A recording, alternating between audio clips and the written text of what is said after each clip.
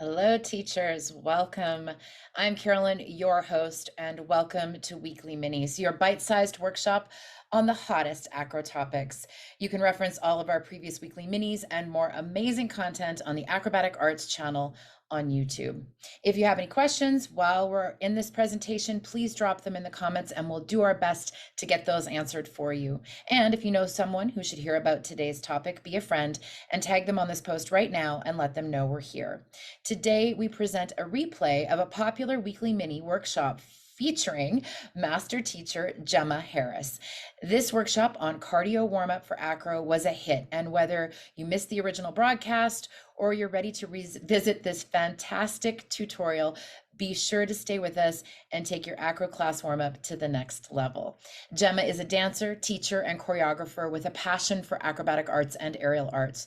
She started dancing at just 3 years old and has since completed her training in all genres with recognition, distinctions, and awards. Jemma's talent took her around the world, performing for Royal Caribbean after receiving her first contract at age 18.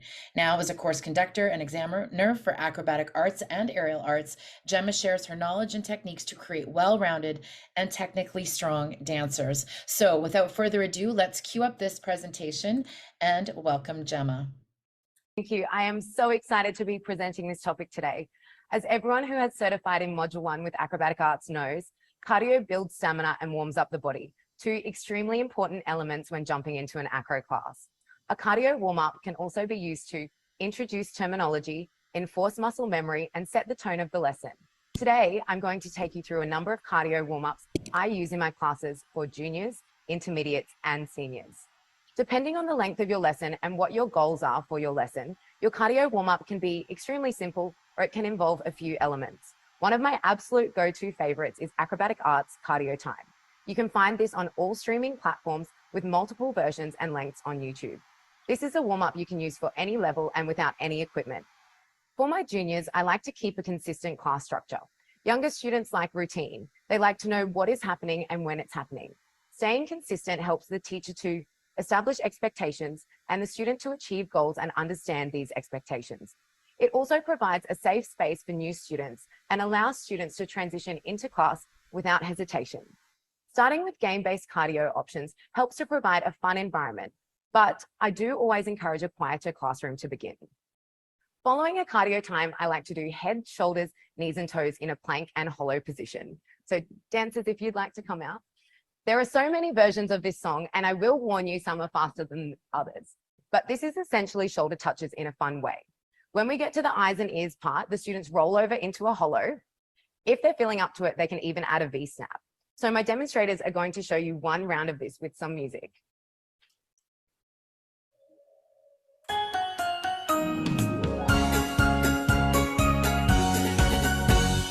Head, shoulders, knees and toes, knees and toes. Head, shoulders, knees and toes, knees and toes. Eyes and ears and mouth and nose. Head, shoulders, knees and toes, knees and toes. Thank you, dancers. As you would know, the song gets faster and faster, and the students find it hilarious. After this, I like to go into introducing more terminology. Once my students know their rock and rolls, which are a normal rock and roll, and then a rock and roll from standing to candle,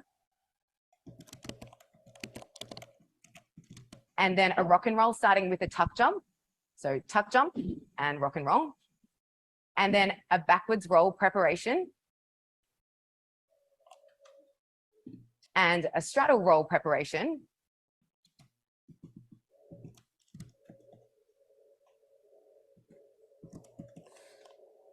I then like to give these silly names and turn it into what I call an egg game. So the first one is our egg, and they want to do this without cracking on the mat. So they're going to stay in a really tight tuck. So our rock and roll is our egg. Then I have what we call eggs with legs. So they do their standing to candle. And then we do our bacon and eggs, which is where the bacon goes pop. And then they do their rock and roll. Following this, we have our eggs on toast, which is where they hold their hands by the ears, like they're holding their 2 pieces of toast, and they go into their backwards roll preparation. And finally, we have our scrambled eggs, which is our straddle rock and roll, and our preparation for our consecutive straddle rolls. So they go from their straddle position, they rock high onto the shoulders with the legs coming over the head, and then they push up and look through. So then I would turn this into a game. So I would pull out different egg names. So let's give this a go now. So can I please see 2 eggs? And now can I see a bacon and eggs? And now it's time for eggs with legs. And now it's a scrambled eggs. Go, go, go, scrambled eggs. And now it's our eggs on toast.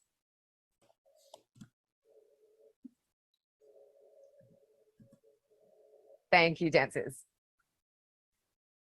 So moving into our intermediates, this is where you can start to get even more creative. Team activities help to build trust, encourage communication, and increase collaboration, which is so important in this age group and a great skill to have when you start partnering. All you need for this one is a couple of bean bags. You want to place the bean bags at the end of the room, have the students make even groups. The first student is then going to bear crawl to the bean bag and then come back with it on their stomach in a tabletop. Once they have returned, the next person goes until all the bean bags have been returned to the other side of the room. When they're finished, encourage them to do star jumps while they're waiting. I also really love using circuits for this age group. This enables you to gear the warm-up towards what you're working on in class. For example, a cardio warm-up for limbering could be a tabletop or bridge walking down the first track, handstands or handstand walking down the middle of the track, inside-out tabletops or bridges in the middle track, bear crawls in between, and finally, a limbering skill at level. To prepare for the bridges, I also like to have pass the blocks in a kneeling half bridge and a sit up at the waiting areas. My demos will give you an example of this exercise now. So I like to use about 4 blocks. You can use more, you can use less, depending on what you have. And they're going to start with a kneeling half bridge. So Hallie's going to pass the block over to Leonie through a kneeling half bridge. And then when all the blocks get to the other side, we've got 4 blocks today, 1, 2, 3, and finally 4. Then they're going to roll over and pass the blocks back through a sit up. So this time Leonie's passing the blocks over to Hallie, and they're going through a sit up. Thank you, dancers. Finally, we have our senior age group. There are lots of great options for this age group, and they are always up for a challenge. A great way to start is a movement-based cardio to music. I like using sumo squats and lunges with a knee lift, and then alternatively with a needle. So this time they'll go to needle. And then you would repeat this now with a jump. So up to a knee lift with a jump, and then down to a needle with a jump. And as you can see, both of those exercises are preparing us towards our tumbling, like our aerials. Then I would add this to music. I would also add burpees. So today I'll only have them do a couple of burpees and then jumping the feet in and out in a plank, as well as shoulder touches and shrugs. So we'll see this with some music now.